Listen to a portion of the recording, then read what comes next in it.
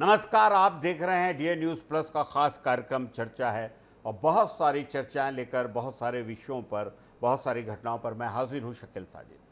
Allahabad high court के चर्चित justice Yashwant Verma ने पद से इस्तीफा दिया। उनके सरकारी आवास पर जली हुई नकदी मिलने के मामले में उनके खिलाफ अभी महाअभियोग की प्रक्रिया आगे बढ़ रही थी और जांच समिति सोमवार से उनका बयान दर्ज करने वाली थी।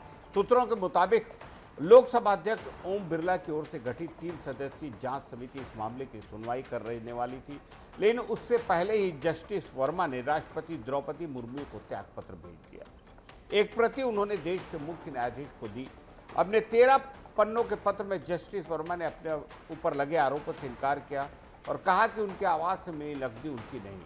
जांच प्रक्रिया पर सवाल उठाया और भारी पीड़ा के साथ इस्तीफा देने की बात। इस इस्तीफे के बाद अब महाअभियोग प्रक्रिया पर भी सवाल है। कानूनी जानकारों के अनुसार यदि राष्ट्रपति इस्तीफा स्वीकार कर लेती है तो महाअभियोग की कार्रवाई समाप्त हो सकती है, लेकिन अगर इस्तीफा स्वीकार नहीं होता तो प्रक्रिया आगे जारी रहेगी। वहीं कानूनी विशेषज्ञों का यह भी कहना है कि इस्तीफे के बाद अब जस्टिस वर्मा आम नागरिक की श्रेणी में आ जाएंगे, जिसके बाद उनके खिलाफ आपराधिक जांच और एफआईआर दर्ज होने की संभावना बनेगी। इस पूरे मामले ने न्यायपालिका और महाअभियोग प्रक्रिया को लेकर एक बार फिर गंभीर बहस छेड़ी है। फिलहाल अब सबकी नजरें राष्ट्रपति भवन और राष्ट्रपति द्रौपदी मुर्मू पे टिकी हुई है कि आगे की कानूनी कार्रवाई क्या होती है।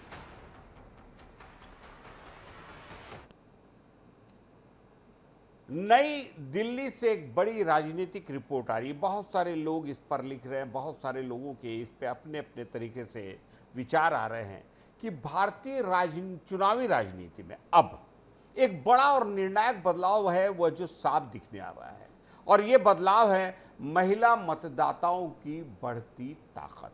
जी हाँ, नारी शक्ति या मातृ शक्ति जो भी कह लें, इनकी बढ़ती ताकत और सबसे बड़ी बात किसी भी चुनाव परिणाम को प्रभावित करने वाले, उनके असर को बदलने वाली ताकत। कभी वोटिंग में कम भागीदारी के कारण चर्चा में रहने वाली महिलाएं अब चुनावी नतीजों को सीधे तौर पर प्रभावित करने वाली डिसाइडिंग फैक्टर बन चुकी है।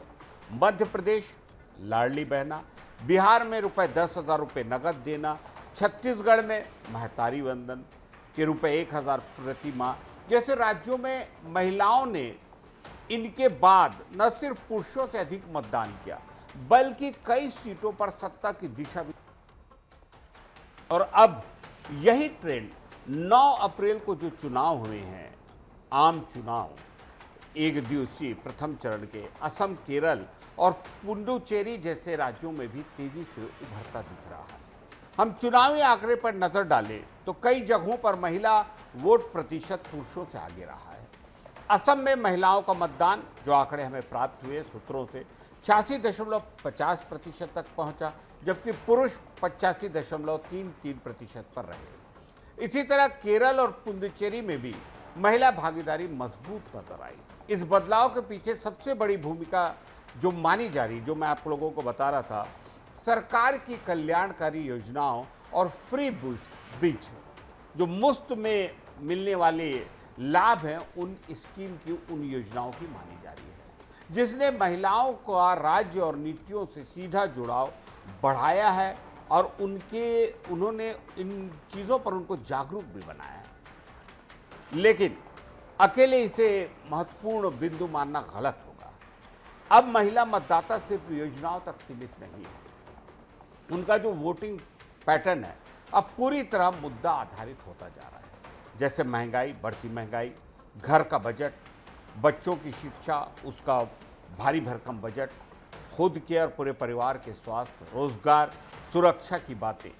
यही वजह है कि महिलाएं, जिन्हें ऐसा माना जाता था कि परिवार के पुरुष अगर बोल देते हैं तो वो वही वोट करती थी, अब एक बहुत बड़ा बदलाव देखने को मिल रहा है। अब जाति और धर्म की पारंपरिक राजनीति से हटकर प्रदर्शन और भरोसे के आधार पर वोट करती है और एक लाभार्थी वोट बैंक के तौर पर एक अलग सा वोट बैंक तैयार हो रहा है, ऐसा बहुत से राजनीतिक विश्लेषक कह रहे हैं। राजनीतिक विश्लेषकों के मुताबिक एक और बात, महिला मतदाता साइलेंट स्विंग फैक्टर बन चुका है, यानी ऐसा वोट बैंक जो किसी एक दल के साथ स्थायी नहीं रहता और कोई भी वोट बैंक इस मुगालते में न रहे, क्योंकि हर चुनाव में सत्ता का गणित बदलने का महिला वोट बैंक पूरी की पूरी क्षमता रखता है। साफ है, भारतीय राजनीति की स्क्रिप्ट, भारतीय राजनीति की जो कहानी है, कथा अब महिलाओं के हाथ में तेजी से आ रही है और ये तेजी से बदल रही है। और अगर आने वाले दिनों में, जैसे भी सरकार कह रही है, अगर 33% आरक्षण चुनाव में दिया जाएगा तो आप ये मान के चले कि महिलाओं की भारतीय राजनीति की स्क्रिप्ट महिलाओं के हाथ में और तेजी से आएगी और ये एक बहुत बड़ा यानी डिसाइडिंग स्विंग फैक्टर बनेगा मतदान में। बहरहाल आगे बढ़ते हैं। राजधानी रायपुर से एक बड़ी खबर कि हम सब सावधान हो जाएं, क्योंकि आपके नाम पर भी फर्जी सिम चल रहा है, ऐसा हो सकता है। रेंज साइबर थाना की टीम ने एक बड़े साइबर फ्रॉड रैकेट का पर्दाफाश करते हुए अलग अलग शहरों से 7 आरोपियों को गिरफ्तार किया है। ये आरोपी दूसरों के नाम पर सिम कार्ड जारी करवाते हैं और उन्हें साइबर ठगों और सट्टेबाजों को बेच देते हैं। पुलिस जांच में खुलासा हुआ है कि आरोपियों ने अब तक 300 से ज़्यादा फर्जी सिम कार्ड बेच दिए हैं, जिनका इस्तेमाल ऑनलाइन ठगी, fake job, share trading fraud, Telegram task scam और क्रिकेट सट्टे जैसे अपराधों में किया जा रहा है। मामले की शुरुआत रायपुर ग्रामीण के माना थाने में दर्ज 20 लाख रुपए की ठगी से, वहीं आजाद चौक थाने में भी 6,42,000 रुपए की साइबर ठगी का केस सामने आया है। जांच के दौरान मूल बैंक अकाउंट और संदिग्ध मोबाइल सिम के जरिए इस पूरे नेटवर्क का खुलासा हुआ। पुलिस के मुताबिक इस रैकेट में सिम बेचने वाले के पास एजेंट भी शामिल थे। ये आरोपी वीआई, जियो और एयरटेल जैसी कंपनियों के सिम कार्ड जारी करते थे। जब कोई ग्राहक नया सिम लेने या पोर्ट कराने आता था तो आरोपी उससे ई-केवाईसी के नाम पर डबल थंब स्कैन या आई स्कैन कराते थे। इसी प्रक्रिया में वे एक नहीं बल्कि 2-2 सिम एक्टिव कर लेते थे। इसके बाद ग्राहक की जानकारी का इस्तेमाल कर एक अतिरिक्त सिम चालू कर लेते थे, जिसकी जानकारी खुद ग्राहक को भी कभी नहीं हुई। फिर इस फर्जी सिम को 700 से 1,500 रुपये में साइबर ठगों को बेच दिया जाता था। पुलिस ने इस मामले में फर्जी सिम खरीदने वाले 2 आरोपियों को भी गिरफ्तार किया है। फिलहाल पूरे नेटवर्क की गहराई से जांच हो रही है। 7 लोग जो पकड़े गए हैं उनसे पूछताछ चल रही है। सवाल फिर से कि हमारा मोबाइल नंबर किस तरह से सुरक्षित है, इसकी जांच भी हमें करनी होगी। देश के सबसे बड़े उद्योगपति परिवार मुकेश अंबानी परिवार से आने के बावजूद अगर कोई शख्स अपनी अलग पहचान बनाता है तो कहानी खास होगी। कहानी अनंत अंबानी की, जिन्होंने विशाल विरासत से आगे बढ़कर अपने काम और सोच से नई पहचान बनाई। 10 अप्रैल 1995 को जन्मे अनंत अंबानी मुकेश अंबानी और नीता अंबानी के छोटे बेटे हैं। मुंबई के धीरूभाई अंबानी इंटरनेशनल स्कूल से पढ़ाई करने के बाद उन्होंने अमेरिका की ब्राउन यूनिवर्सिटी से शिक्षा पूरी की।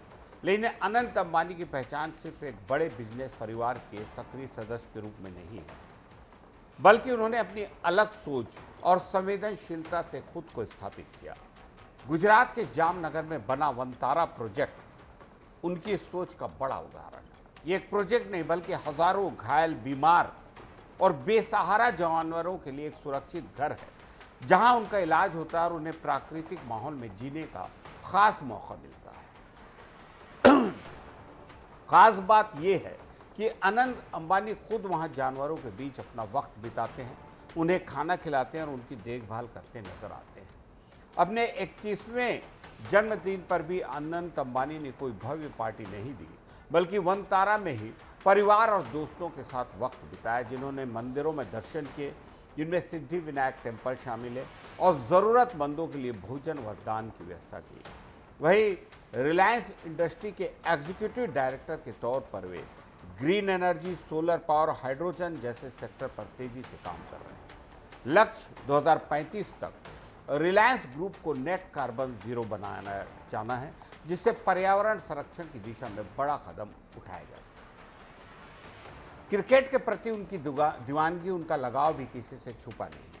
वो मुंबई इंडियंस टीम से जुड़े हुए हैं और अक्सर मैदान पर अपनी टीम का हौसला बढ़ाते नजर आते हैं। 2024 में उनका विवाह राधिका मर्चेंट के साथ शाही अंदाज में रहा, जो काफ़ी चर्चा में रहा। इस शादी में सलमान, शाहरुख, आमिर के साथ साथ बहुत सारी राजनीतिक हस्तियां, इसमें पूरे का पूरा देवेंद्र फडणवीस साहब, एकनाथ शिंदे साहब, अजित पवार साहब और पूरे का पूरा भारतीय राजनीति और महाराष्ट्र की राजनीति के बड़े बड़े शख्सियत शामिल हुई। काफ़ी चर्चा में रही ये शादी। अनंत अंबानी की कहानी ये बताती है कि असली पहचान सिर्फ नाम या विरासत से नहीं, बल्कि सोच, संवेदनशीलता और जिम्मेदारी से बनती है। बहुत बहुत बधाई अनंत अंबानी को। छत्तीसगढ़ के सुकमा राजपूत से अवैध खनन को लेकर बड़ी खबर सामने आ रही है। यहां अवैध खनन का खेल लंबे वक्त से चल रहा था, लेकिन अब वन विभाग की कार्रवाई ने पूरे नेटवर्क की परतें खोल दी हैं।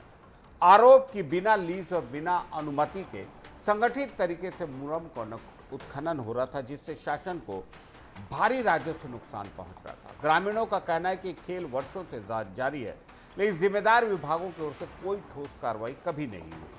सवाल खड़े हो रहे हैं। ताजा कार्रवाई में वन विभाग ने आरक्षित वन क्षेत्रों में सघन अभियान चलाते हुए 2 अलग अलग रेंज गोलापल्ली और किस्टाराम में छापेमारी की। इस दौरान 4 टिपर ट्रक और 2 जेसीबी मशीनें जब्त हुई। गोलापल्ली रेंज में बिना अनुमति खनन करते हुए 2 टिप्पर और 1 जेसीबी पकड़ी। वहीं किस्टाराम रेंज में भी 2 टिप्पर और 1 जेसीबी जब्त हुई। जांच में कई आरोपियों की संलिप्तता सामने आई। डीएफओ अक्षय भोसले के मुताबिक ये उत्खनन न सिर्फ अवैध था, बल्कि इसके पर्यावरण और वन क्षेत्र को गंभीर नुकसान पहुंचा है। खनिज विभाग के नियमों के अनुसार गौण खनिजों की खुदाई की सीमा लगभग 6 मीटर तय है, लेकिन आरोप है कि कई जगहों पर इससे कहीं अधिक गहराई तक खनन हो रहा है, जिससे हादसों का खतरा बढ़ गया है। वन विभाग ने जब्त वाहनों के खिलाफ राजसात की प्रक्रिया शुरू की और पूरे मामले की जांच जारी है। साथ ही यह भी कहा गया है कि अवैध गतियों की सूचना तुरंत विभाग को दे, ताकि समय रहते सख्त कार्रवाई हो। ये कार्रवाई अवैध खनन के संगठित नेटवर्क पर पूरी तरह लगाम लगाएगी या फिर खेल शुरू हो जाएगा, कहना मुश्किल है। इसी क्रम में जांजगीर चांपा में अवैध रेत माफियों पर अब तक की सबसे बड़ी कार्रवाई देखने को मिली है। प्रशासन ने सख्त कदम उठाया, जिससे माफियाओं के हौसले अभी तो पस्त नजर आ रहे हैं। जांजगीर चांपा जिले में अवैध रेत उत्खनन के खिलाफ प्रशासन ने एक्शन लिया है। कलेक्टर जन्मेजय महोबे के निर्देश पर राजस्व, खनिज और पुलिस विभाग की संयुक्त टीम ने कार्रवाई की है।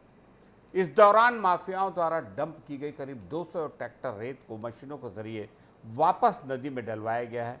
इतना ही नहीं, अवैध परिवहन में लगे 2 हाईवा वाहन भी जब्त किए गए हैं। पूरी कार्रवाई जिला खनिज अधिकारी हेलेंद्र स्वर्णपाल के नेतृत्व में की गई, जहां नवापारा के अवैध रेत घाट पर भारी मात्रा में रेत का भंडारण मिला। सबसे बड़ी कार्रवाई हसदेव रिवर के किनारे हुई, जहां डंप की गई रेत को वापस नदी में गिराया गया। सख्ती का असर जमीन पर बमनीडीह क्षेत्र में अवैध उत्खनन पूरी तरह बंद हो गया है। वहीं शक्ति जिले के करही रेत घाट पर भी माफियाओं ने फिलहाल घुटने टेक दिए, ऐसा लगता है। रेत खनन सिर्फ राजस्व का नुकसान नहीं है, अवैध रेत खनन, बल्कि ये नदियों के पर्यावरण और पारिस्थितिक तंत्र के लिए भी बड़ा खतरा है। सालों से एक काला कारोबार बेखौफ तरीके से चल रहा है। इस बार प्रशासन की कार्रवाई ने कुछ संदेश दिया है कि कानून से ऊपर कोई नहीं। सबसे बड़ा सवाल यही है कि क्या ये सख्ती लगातार बनी रहेगी। पहले भी देखा गया है कि कार्रवाई के बाद माफिया कुछ वक्त के लिए शांत हो जाते हैं, फिर मौका मिलते ही फिर से सक्रिय हो जाते हैं। प्रशासन की ये सख्ती एक कार्रवाई तक सीमित न रहे, बल्कि लगातार जारी रहे, ताकि रेत माफिया पर पूरी तरह लगाम लगाई जा सके। जिन लोगों के पास खुद की जमीन है, वही लोग अब भूमिहीनों के लिए बनी योजना का फायदा उठा रहे हैं। चौंकाने वाले खुलासे ने पूरे सिस्टम पर सवाल किए। गांव में की गई पड़ताल में सामने आया कि जिन परिवारों को सरकार की योजना का लाभ मिलना चाहिए, वे आज भी इंतजार कर रहे हैं, जबकि अपात्र लोग हर साल 10,000 रुपये खातों में ले रहे हैं। कई उप सरपंच, उनके परिवार के लोग फर्जी तरीके से सूची में शामिल कर दिए गए हैं। नियम कहते हैं कि जिनके पास ज़मीन है, जो सरकारी नौकरी है या जिनके परिवार का कोई सरकारी योजना है, इनकम टैक्स पटाते हैं, वो योजना का लाभ नहीं ले सकते। इसके बावजूद सिस्टम की मिलीभगत से कुछ जगहों पर नई सूची बनाने के बजाय पुरानी सूची का इस्तेमाल किया गया है, जिससे अपात्र लोगों को लगातार फायदा मिल रहा है। गड़बड़ी का असर असली जरूरतमंदों पर पड़ा, जो आज भी योजना से बाहर हैं। पूरा मामला सामने आने के बाद प्रशासन हरकत में है। अधिकारियों का कहना है कि जांच की जा रही है और दोषी पाया गया तो उससे पैसे की वसूली की जाएगी और सख्त कार्रवाई होगी।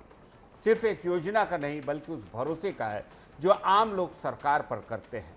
सवाल यही कि क्या असली हकदारों तक उनका हक पहुंचेगा या अपात्र खाएंगे, चाहे गांव हो या शहर। आज के लिए चर्चा में इतना ही। इजाजत दीजिए शकील साजिद को। नमस्कार।